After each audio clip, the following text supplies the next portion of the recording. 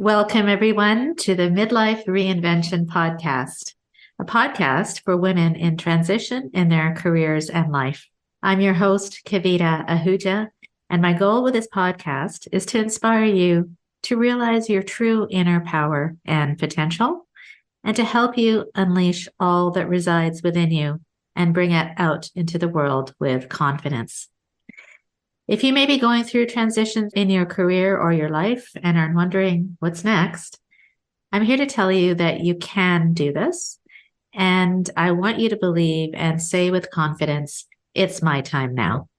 To this end, I interview incredible women for this podcast who will share their stories of reinvention and who will give you their advice on how to overcome the obstacles in your way to reach your vision for yourself in the next stage of life.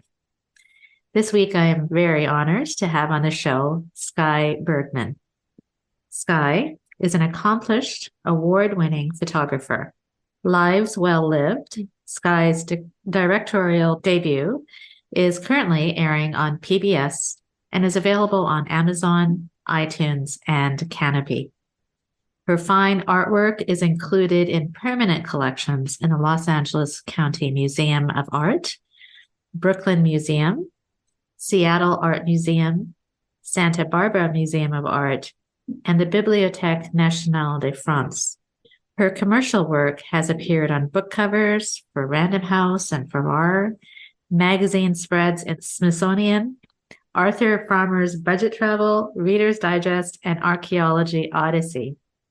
If that's not enough, Sky Bergman is a professor emeritus of photography and video and a former chair of the art and design department at Cal Poly State University in San Luis Obispo, California. She has 2 short films about intergenerational connections currently on the film festival circuit and is working on a feature-length film that is a celebration of love. Sky was recently named a Co-Generate Innovation Fellow, joining an impressive group of 14 other social entrepreneurs with co-generation solutions to today's biggest problems. These 15 inspiring social entrepreneurs bring older and younger people together to address racial inequality, climate change, social isolation, and more. Wow, I'm so excited to have you on the podcast, Sky, and obviously your background speaks for itself. So I'm just really pleased to have you here. Well, thank you for inviting me. I'm excited to be here. It's an honor. Thank you. Yes. So Sky, as I was reading in your bio, I'm just really curious. I'm always curious as to how people get started and what they're doing today and how do they get started doing that. So maybe you can tell us, our audience, a little bit about how you got into photography and filmmaking. Sure. And also, Yes. Why does visual arts, why is that a passion for you? And did it develop at a young age, or was it something that you acquired over time? Well, I appreciate that. I like to say that I grew up with a camera in my hands, and I think that I did. I have a picture of me when I was about 4 or 5 years old with a camera, and oh, really? Okay. I was always interested in visual arts. And my dad photographed all the time, and had a darkroom in our house. Not that I got to use it very much, but I at least knew it was there and got to come in every once in a while. And I think I kind of put that aside. I'm also a musician. I play a number of instruments, and ranging from bassoon to flute to guitar to clarinet. So I love arts in all forms. But when I went to college, I thought, I better do something that my parents expect me to do. And so I actually have an undergraduate degree in finance. And while I was at school, my last semester, Okay. I took a photo class just for fun, my last semester.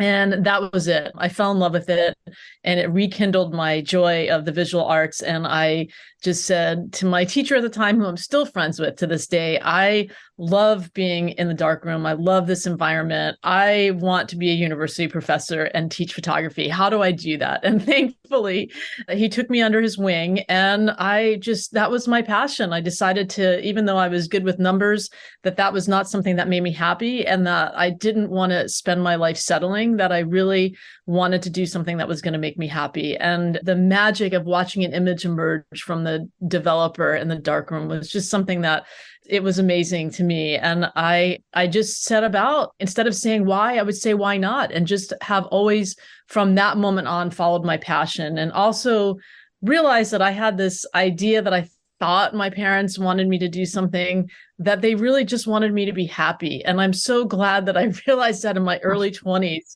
And it really freed the rest of my life up to follow my passion and my sense of curiosity. Wow, that's amazing. That's such a great story. Firstly, I didn't know that you had an undergrad degree in finance. That's so, yeah. And I love that because that's true. I mean, a lot of us, especially around this age, at middle age, 50s and plus, like we've always kind of done things that we think are expected of us, right? And I know I did, but not, and I don't think our parents or our families have anything negative. I think that's just for our own good, right? But good for you for following your passions and going for it. And look where it's brought you now. I mean, and I love that. Why not? Right. That's what I really encourage. That's one of the reasons I do this, is because I encourage people who are listening to follow their passions. It's you just never know what's going to happen when you do. So that's fantastic. I've never actually been in a dark room. Can you believe that? So, wow. Yeah. It's pretty magical. I've spent a lot of time in dark rooms. Yes. That's great. Yeah. So wonderful. Thanks for sharing that. I just wanted to move on to your documentary with, you can see in the background there. I love it. So I love that visual. So your documentary, Lives Well Lived, and celebrating the secrets, wit, and wisdom of age, is absolutely phenomenal. I had a chance to watch it, and I understand the idea of it came from your grandmother, and listening to your Italian grandmother. Her name is Evelyn. Listening to her stories of her life stories, and so tell us a little bit about that and what sparked that curiosity to start the project. Yeah, sure. So I should say, up until the point that I worked on this film, I was just a still photographer. Not just, but I was a still photographer. I'd never done any video, any filmmaking. And my grandmother, when she was 96, she came out to visit me for the first time in California. She lived in Florida. And she spent the month of August with me, which, if you've ever been to Florida, it's a great time to get out of Florida. And she was an amazing cook. And we would go to the farmer's market on Thursday night and cook all day on Friday. And it was just such a wonderful gift. And I grew up in my grandmother's kitchen. I lived with my grandparents and I grew up with her. And that was always where the best stories came out, and the love. I mean, that was just our way of connecting. And so when she was out here, she came out for 4 summers in a row, starting from that first trip when she was 96. And so I thought I'd better film her cooking, because she never wrote a recipe down, just like any good cook. They all have it up in their mind. They don't write anything down.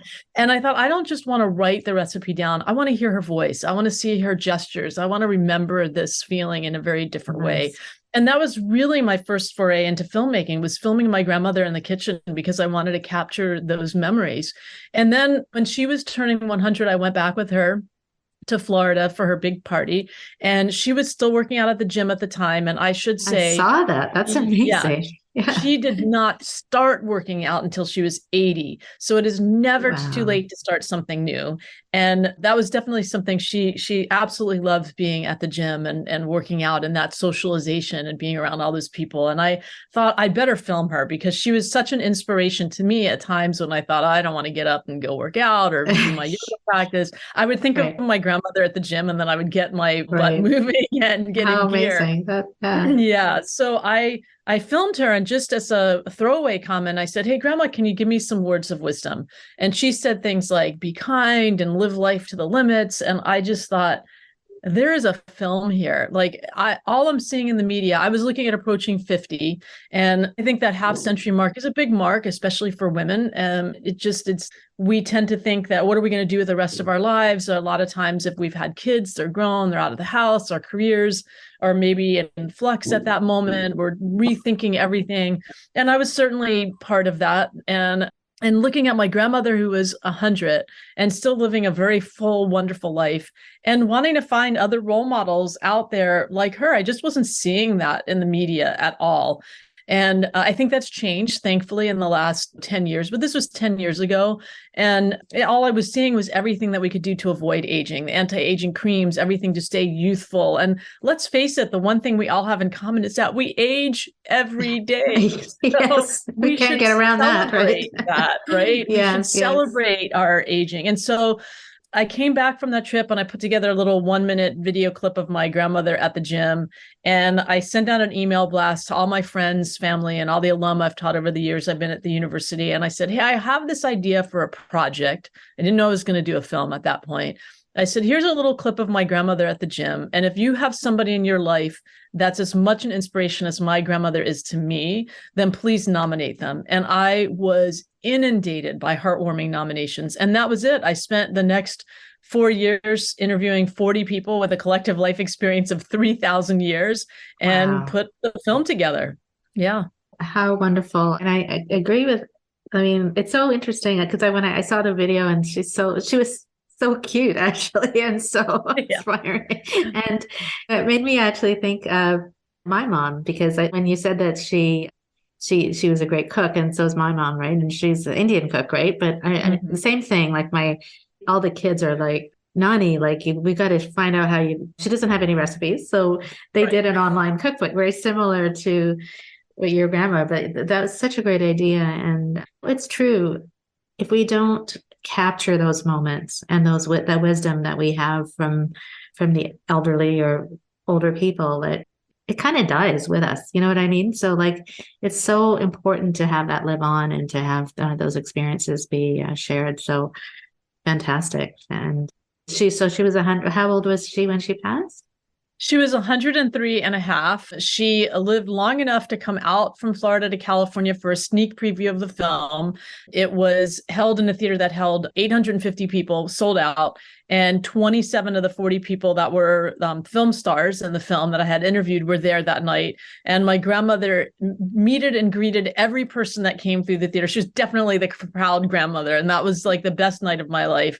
And she passed away 6 weeks later. There was nothing wrong with her. She just said, I'm done. And she stopped eating and drinking and she was gone in 2 days. And my mom says that she lived long enough to be able to see the film on the big screen, to see it come to fruition. And I think that there's some truth to that. And it was what an honor and a gift that she gave me that she was there for that night. It was truly amazing. Yeah. Oh, I just got the chills when he said that. It must have been such a special, beautiful evening. And so, like you said, it was the best night of, yes. How wonderful. So thanks for that. That's sharing that. It's such a great story. And there's some of the quotes in the film that I noted is one of them was, we all have a story to tell if you just take the time to listen. Right. And I believe in that because that's why I do this podcast is I share other women's stories so that it's inspiration for those listening. And I think you mentioned we talked a little bit about women, especially in midlife at this age. And we often don't take the time to celebrate our stories ourselves. And that's what I encourage women. That's one of the reasons I'm doing this. And so what would you say, if from your experience, from your life or from your filmmaking, what would you say to women who kind of don't follow their passions and hesitate because they're afraid or they're held back by some fears or something else? Well, one of the things that I have on my bulletin board that I try and live by is that your decisions should be based on your curiosity over fear. And I think that a lot of times I know when I'm stuck, it's out of fear. And I really try and look at that and think, what am I fearful about? What is the worst that could happen? And what's the best that happens if I follow my curiosity?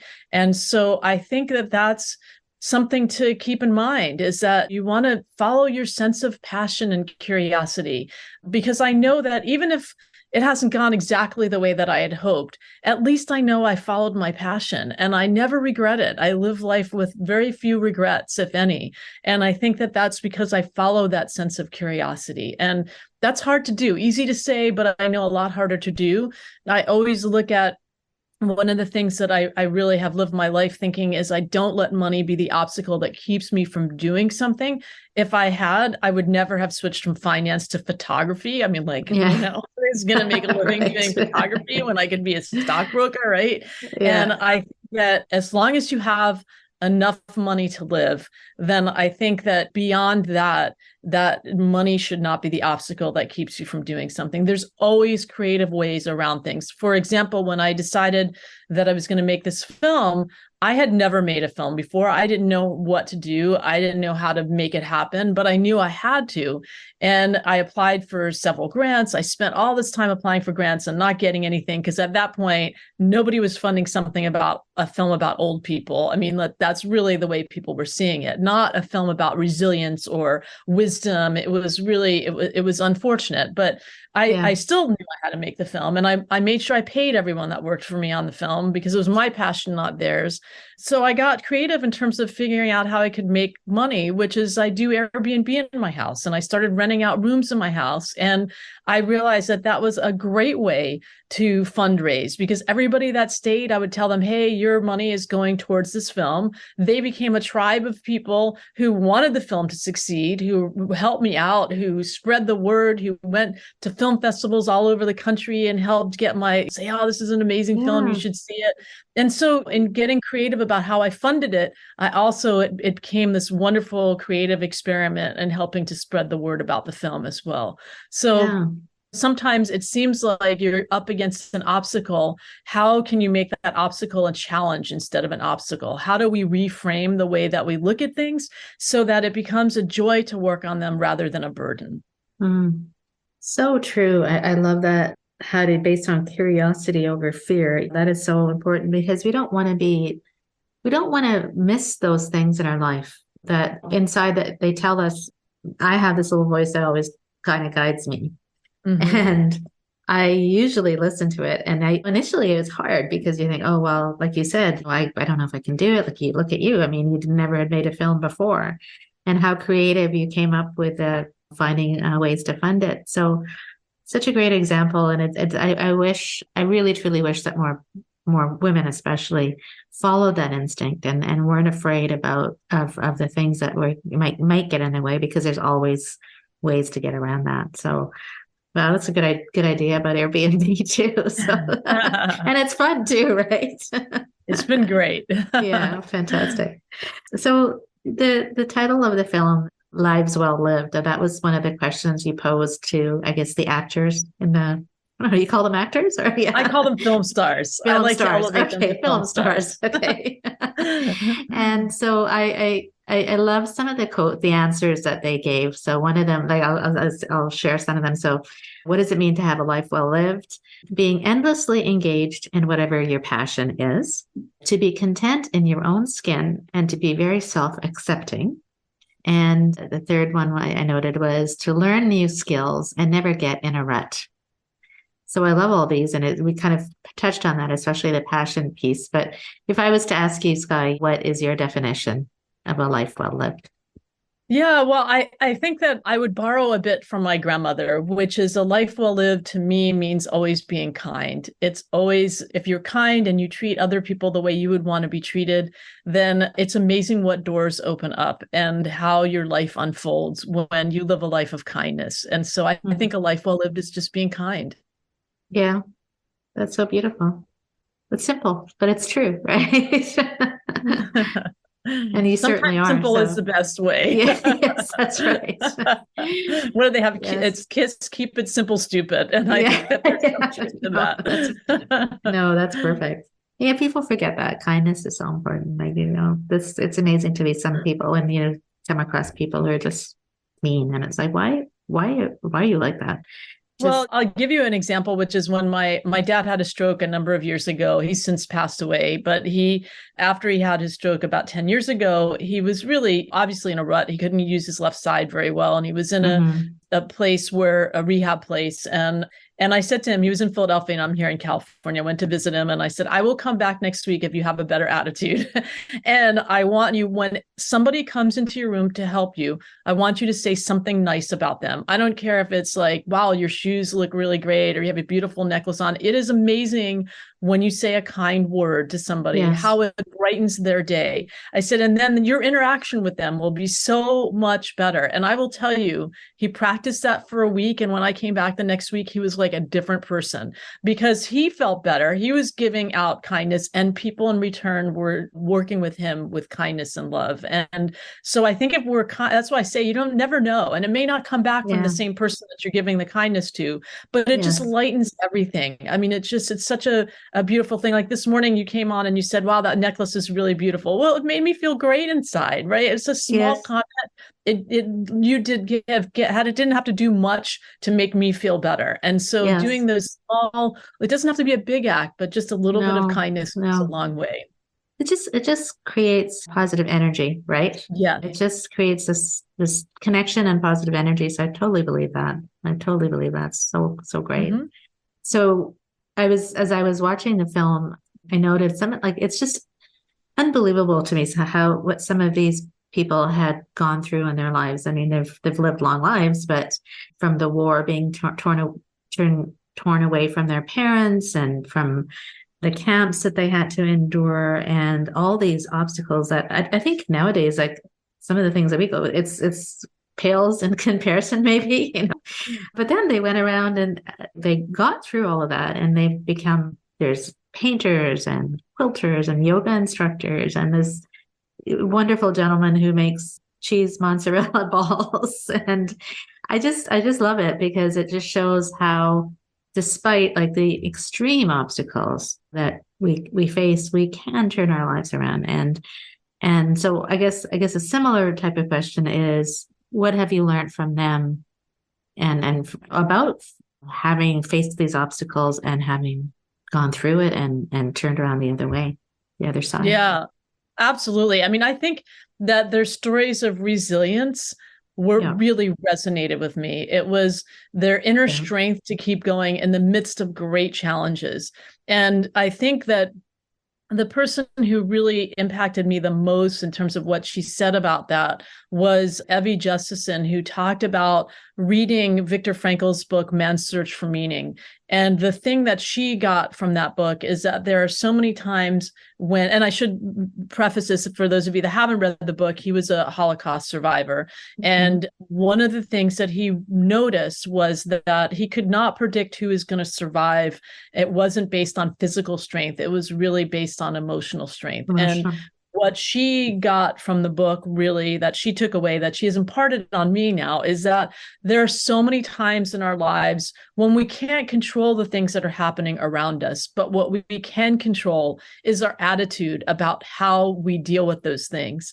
And I think attitude is so important. And that was important across the board in everyone that I interviewed, was having a positive attitude. And in the moment, it's hard, but I think as you reflect, it's not just in the moment, but it's also how you reflect back on the things that you lived through and how you can learn from those experiences and move forward. And let's face it, we all had a moment in time in this last number of years that we could not control what was happening with the pandemic. And it was really our attitude about how we dealt with those things and how we dealt with the isolation. And some people got on Zoom groups and did things, and other people really had a hard time. And so I think, and needed help. And I think attitude is really plays a very big part in that. And I think the other thing is the three things that everybody had in common, which one of them I think goes right to the heart of the isolation of the pandemic, was that everyone had a good support system, whether it was family or friends. It didn't necessarily have to be family. It could be friends. And I think we all need that support system. Even when we can't necessarily gather in person, we still need to feel like we can call somebody and have somebody at the other end of the phone that we can talk to when we're down and we have troubles, or when we're up and we want to share positive news. It works in both directions. We need that support system. And then I think the other thing was that they all had a sense of purpose, and that purpose, as I learned, can change over time. So when you're young, it might be one sense of purpose, and in middle age, another, and then in older age, another. But all of the people in the film had a sense of purpose, whether it was, like you mentioned, my friend Lucky Louie making mozzarellas every morning for his daughter's deli, or Rose Albano Ballestero, who gets up and teaches ESL every morning because English was her second language, or Paul and Marion Wolf, who talk about their experience experienced during the Holocaust to high school students, whatever it is, Mm. all the people had some sense of purpose that they had. And for me, that was really important as I was looking at retiring from teaching and what was my sense of purpose going to be? How was that going to morph and change? Because I think that many times people reach your 50s and 60s where it's at that point where we're going to retire and our sense of purpose has been our job. And when somebody says, what do you do? It's all about our job. It has nothing to do about what we do, who we are. That doesn't always describe who we are. And so I think that having that sense of purpose and allowing that flexibility in our minds for that sense of purpose to change over time is really important. And then I think lastly is the people in the film all had that sense of resilience and that sense of a positive attitude and being able to look at the glass being half full rather than half empty, which is such a cliche, but so true. I mean, I think so true. That I have learned from them in that there are times when we all wake up and we on the wrong side of the bed and things go wrong. When you have like multiple things that go wrong, you're just like, oh my God. And I really take a moment to pause and give myself an attitude adjustment and just say, okay, I need to just breathe for a moment. How can I reframe what's happened? How can I look at the positive side of this? And how can I change my attitude to make this day a better day? And I would never have done that before if it wasn't for the film and for all those people that I interviewed. And they're in my consciousness now. I see how you're so buoyed by it. Like when you talk, you're just your energy is so palpable. And I believe that attitude is, and it starts from the thoughts that we think, right? If we think the negative thoughts and we think back and say, oh my God, that was horrible. Or if we think, what could I learn from that? And then that changes, the thoughts change our attitude and therefore our actions, right? And again, learning from the experience, a good support system, so important. And some of us, during the pandemic, we did reach out but some people didn't, so that they had a hard time, right? And then I love the sense of purpose piece, and that's one of the things I really encourage when I'm working with my clients. And you've heard of Ikigai, right? The reason for being, and that's really what it is. It doesn't have to necessarily be the job that you do. It's about your strengths, and it's about your passions. It's about your values, and what can you do, or how do you lead your life with that reason for being or sense of purpose? And I got that when I watched the film, because and it seems so positive despite everything. It's just so inspiring, and the resilience, of course, is really important. So those are great tips, and I think that's something that we all should try to do in our lives. It is hard, but the more like I think it just starts from the thoughts, right? You can catch yourself. Why am I thinking negative? Let's change the attitude. So wonderful. So I was going to ask you as well. So in the intro, I mentioned that you are a co-generate innovation fellow. And so for those of us who don't know what that is and what that means, could you kind of tell us what you do and what are some of the issues that you address? Sure. So Co-Generate, they just changed their name from encore.org. So people might know that organization as that name, but this year they changed it to Co-Generate because they are now focused on bringing generations together to solve problems. And one of the things that I love about that, we've been doing a lot of intergenerational work with the film, where we show the film to older adults and students and get them to learn about each other and over a quarter or a semester. And one of the things that we're doing is combating ageism in both directions, one story and one connection at a time. And I think that's so vitally important, because it's like any other stereotype or ism. When you know somebody from that other group, all of a sudden those stereotypes and isms go away because you know a person and you know a human being. And it's a completely different experience. But specifically the work that I'm doing for Co-Generate is with a film that I worked on called Forever Voters, where I documented the League of Women Voters going into high schools and talking to high school students about the importance of voting and why their vote really matters, and getting the students to register or pre-register to vote. So in California, you can pre-register when you're 16, and then you're automatically registered when you turn 18. And especially with the presidential election coming up, it's vitally important to get young voters out there. And I love this civic engagement between older adults and students. And for many of those students, they've never had anyone other than their parents or a teacher talk to them about voting. And when you see the League of Women Voters come in there and really care about the issues that they are caring about and listening to them talk about what's important to them. And then when they fill out that form, they're just beaming. They get a little sticker that says, I'm a future voter. And they're so excited about the issues. And I think one of the things that we forget about is that when I watch the film, we look at all the things that happened during World War II, which is predominantly that age group that I interviewed. Yes. And we think, wow, they went through these terrible times. I can't imagine that. But these students are going through their own terrible times. If you think about what's happening to the climate, if you think about school shootings, all these things that they have to deal with that we didn't have to deal with and that the older generation didn't have to deal with. So I think their problems are just as significant. They're just different. And it's lovely to put older adults and students together to be able to have those conversations and to be proactive about what they can do to change the future. And so that's the work that I'm doing with CoGenerate. And there's people that are part of my cohort that are doing work around climate change, around education, all different kinds of ideas in terms of ways to bring generations together to make a better future. How important. That's such important work. We often think that you learn from your elders or whatever, but I think here is like we can learn so much from the younger generation and the older generation put together. And I never really thought of that, what you mentioned about, yes, people who went through World War II and those were hard times, but these issues that you mentioned are big, they're huge, and they need to be talked about. And this is climate change, school shootings, everything that mental health, all these things that are happening with young people. It's such a great opportunity to learn both ways. So congratulations for that. That's amazing. Thank you. Also, along those lines, you are also a guest lecturer at the Modern Elder Academy, and I've kind of been following them. I think their work is fascinating, and it's one of the things is the Navigating Midlife program. And so I know we talked a little bit about it, but in your view, the whole concept of ageism through your work and through the films and also through being a lecturer there, what's your opinion on it? Has it improved? Has it evolved? What more needs to be done?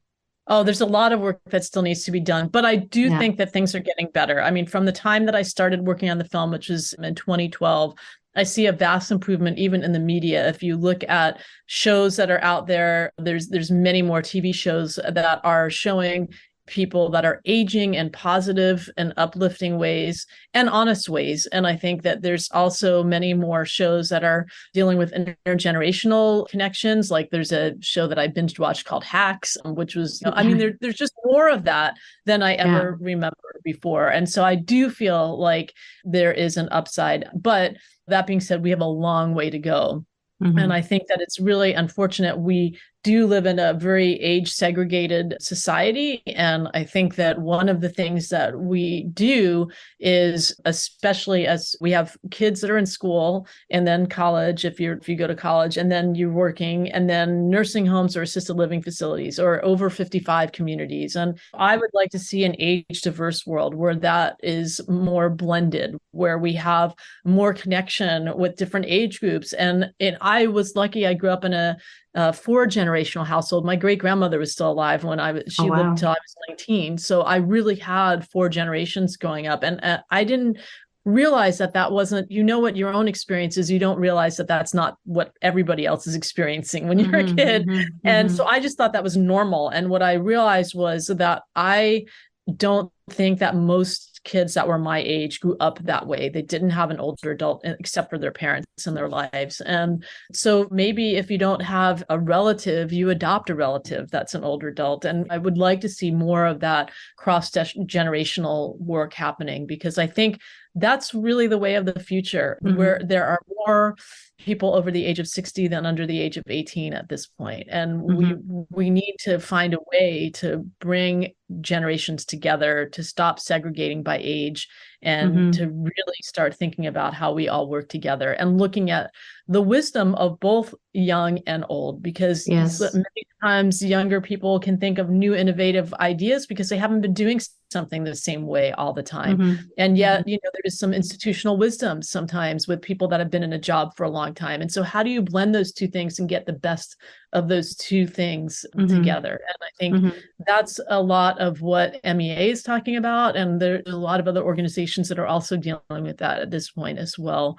And I feel like there is a tide that's turning, which is a good thing. Yes, I do too. I think I have, obviously a lot more work to do, but I have seen a shift, maybe because I'm in this area. So even in the advertisements, articles and about women 50 over 50, or so I think it is changing, but I love that wisdom of both. Are you actually lecturing about this? Like, is this something that you do? Like, is in terms of the when question? I work with MEA, what we do is we show the film, and then which people can watch the film, and then I do a lecture and a Q&A with people. So that's actually coming up. We're doing another session that's starting in May, and then I'll be lecturing in June. I think the middle of June. So, so that's in addition to your photography and everything else. I do a lot. You're busy. Yes. I'm busy in my sort of semi-retirement. I like to say that I retired from teaching, but even that I didn't, because I'm teaching part-time this quarter. Yes. So but I love everything that I do. I think that I've really made a conscious effort to look at where our time is the most precious gift that we can give is our time. And so I've really made a concerted effort to think about where am I giving that gift to, and what do I actually really want to be doing. And so I enjoy just about everything that I do. I'm really have to say, I look at that very carefully when I'm making my decisions about what I say yes to and what I say no to. I think you're so blessed that you are enjoying everything you do, because that's really that's what creates happiness in our life, right? And I wish more people did that. Really, really thought about, do I love what I do? And if not, how can I make it? How can I make a change? Or what is it that I really love, and how can I incorporate that into my life? So that's fantastic. So Sky, so what's next? What's in store for you? Well, I'm working on one of the short films that I did which was called Mochisuki. I'm doing an extended version for PBS, which will air next May for Asian Pacific Islander Month. And it's a film about the Japanese tradition of bringing in the new year by making mochi, which is a beautiful tradition. I think it resonates with me because I grew up in my grandmother's kitchen. And again, when you can bring generations together through food and pass down wisdom as you're preparing food, I love that. I also believe that the more personal, the more universal. And so for me, which you would never know by looking at me, but the personal connection for me was that it was Susie Edo Bauman's family, she was in my Lives Well Lived film. She invited me to come to a Mochisuki ceremony, and it was so beautiful. And I just fell in love with it. I fell in love with all these generations coming together to make mochi. And then my brother is married to a Japanese woman and they have two kids who are Japanese American. And so for me, it's a way to connect to them as well. And so that's why I say the more personal, the more universal. And I believe that will probably be part of a bigger series called Pass the Fork, which will be about these ideas of different cultures that pass down tradition through food. And so this, I'm hoping, will be the first of many. So that's what I'm working on right now. That just made me, that's wonderful. I mean, when you described the Mochisuki ceremony, I just was thinking also different traditions, different cultures we have so much to learn from them. You were talking earlier about living with your great grandparents or your grandmother. And as an Indian, there's a lot of generations that live together in the same home, right? That's just what's done. I mean, it's not just done as much anymore, but especially in India. So thinking about that, the elders are treated with respect and, with that they're actually looked up to versus not. And so I think this Pass the Fork sounds amazing because food brings us together, right? In all cultures and all generations. So That's exciting. Absolutely. So you said that's coming out in we all May? need to eat, and we all need to eat. Yes. And so Yeah, I think exactly. whenever you can do something around food, everybody gets excited. Yes, absolutely. So you said that this is coming out in next May? May of 2024. Yeah. Nice. Mhm. Wow. So you're busy doing that. That's wonderful. Yes. Fantastic. Fantastic. And So, I'm writing a book about my experience with the Lives Well Lived film. And also as part of that, because one of the things that I really have enjoyed coming out of it is these intergenerational projects. And so I'm interviewing, because I interviewed 40 people for the Lives Well Lived film, I'm interviewing 40 people and organizations that are doing intergenerational work. And that will be part of the book. So to inspire, hopefully, other people to either become part of those organizations or to start their own, and to think about ways that we can connect generations, whether it's through an intergenerational symphony or co-generational housing or a co-generational theater group, whatever those ways are. There are so many ways that we can connect generations. So hopefully that will inspire people to want to do more of that work. Wow. Well, maybe we'll have you back when the book is published. Indeed. I'd love to learn more about that. I'd love to get involved in something like that. That's fantastic. Sure. Well, thank you so much, Sky. It was just such a wonderful pleasure to get to know you and to learn more about your work, and such important work and such great film. We will have the links, all the links to the film and to what you're doing next in our show notes if anybody wants to reach you or to find out more.